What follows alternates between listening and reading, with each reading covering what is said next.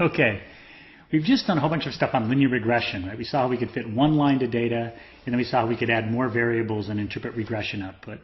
But there's a problem with this linear regression, and that is that the world is often nonlinear, right? So remember I talked about John von Neumann saying the study of nonlinear function is akin to the study of non-elephants, because there's just so many more nonlinear functions than there are linear functions.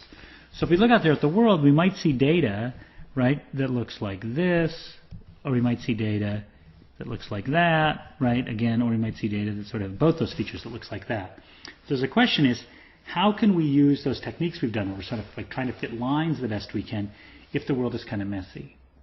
So this very short lecture, I just want to talk about 3 ways you can get around this problem that the world may be nonlinear, and we've got techniques that help us sort of understand linear functions. So here's the first thing we can do. First thing we can do is we can just approximate our nonlinear function with a linear function. So we've got this nonlinear function here, right? But we're just going to draw 3 linear functions to approximate it. So that's the best possible approximation.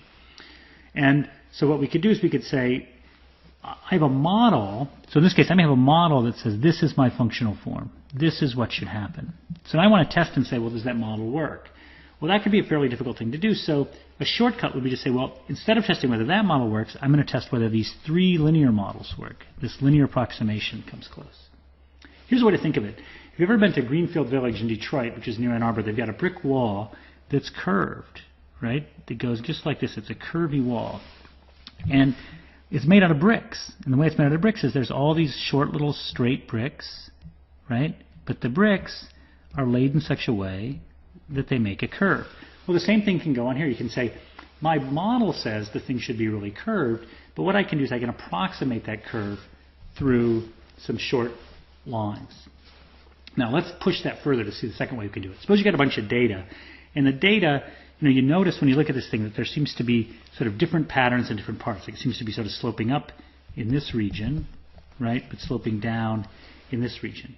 Well, what you can do is you can break your data into different quadrants. So you can say, okay, here's the first quarter, second quarter, third quarter. We're just going to assume that like we break it into 4 equal parts. Now what you can do is you can say, okay, what I want to do is I want to create a function that's linear in each segment, right, but explains as much of the data as possible. So here I might start out and say, well, look, here there's not much to explain. It's kind of flat. But now when I get here, the data's down here, so I want to come down. I want to head down in this direction. Now we might think, hey, let's just come way down here. But the problem is if I come way down here, how am I going to deal with all this data up in here? So what I'm going to do is I'm going to say, nope, that's not going to work. So maybe I'll come down just a little bit, right, to try and explain some of this. And then when I get up here, I can start heading up in this direction. Now to get here, right over in here, I don't want to head all the way up into this region because I've got to come back down to deal with this data. So what I'm going to do is I'm going to come up here part way, and then I'm going to head down this way. Now formally this would be called a spline method. But what's going on here is you're sort of fitting different quadrants of the data to different linear functions, and you're sort of coming close to explaining some of the nonlinearity.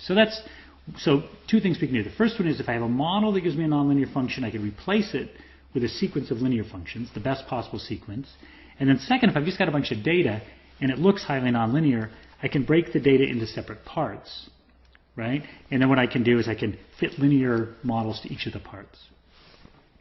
Now there's a third thing I can do. Include nonlinear terms. Let me explain what I mean. Suppose our data looks like this. So it looks like it's kind of coming off like the square root of x, right? Instead of writing y equals x plus mx plus b, I could write y equals m times the square root of x plus b. So all I'm doing is replacing x with the square root of x.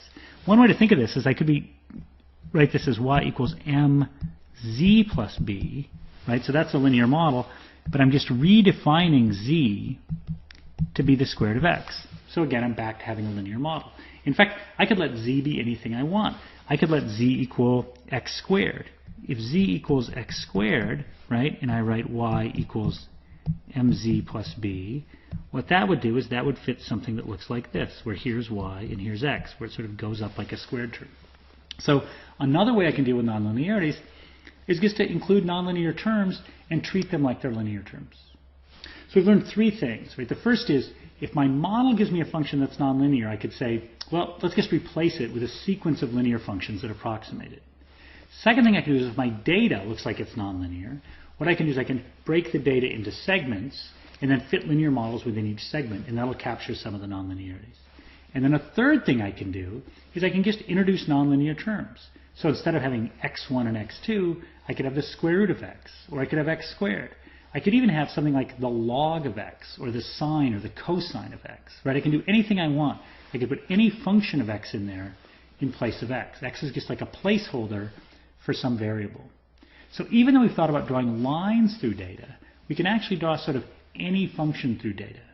Now the statistics on this and knowing how accurate your coefficients are and that sort of stuff gets more complicated when we start making these changes. But you can still do it. And if you take an advanced course in statistics or econometrics, you learn some of these techniques. What we're trying to do here, though, is just get an understanding of how the models work and what linear models do, and even sort of quote-unquote linear models with nonlinear terms do, is they help us understand patterns in data, help us understand how much of the variation we can explain, and understand what's the sign, what's the magnitude, right, of the coefficient of each of the variables that we think are important. Okay, thanks.